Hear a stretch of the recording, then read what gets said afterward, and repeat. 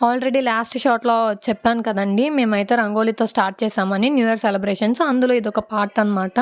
And ఇంకా రంగోలీ అయితే complete అయిపోయింది. 12 అయ్యేలోపు మేము కేక్ కట్ చేసి క్రాకర్స్ అయితే కాల్చుకుందాం అనుకుంటున్నాము. వై? బికాజ్ మాకు ఈ ఇయర్ చాలా స్పెషల్ అని చెప్పాను కదా! సో, మా బుజ్జోడు ఉన్నాడు కాబట్టి.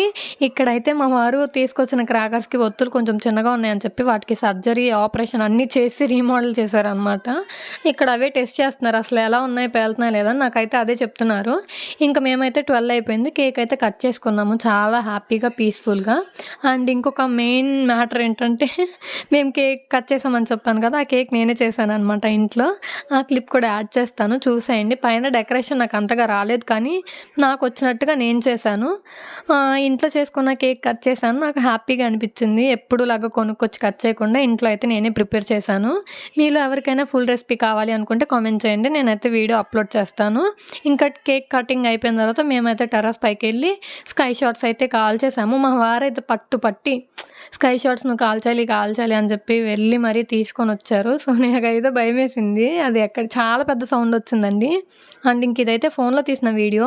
మాకు ఓన్‌గా డ్రోన్ ఉంది కదా! డ్రోన్‌లో కూడా వీడియో తీశారు. ఆ క్లిప్ కూడా యాడ్ చేస్తాను. ఆ షాట్ కూడా ఎలా వచ్చిందో చూసి మీరు కామెంట్ చేయండి. అంటే వచ్చాయి. చూసారా ఎంత వచ్చిందో? మీకు ఈ ఇయర్ ఇంతే బ్రైట్‌నెస్, ఇంతే కలర్‌ఫుల్‌గా ఉండాలని నేను కోరుకుంటున్నాను. బాయ్.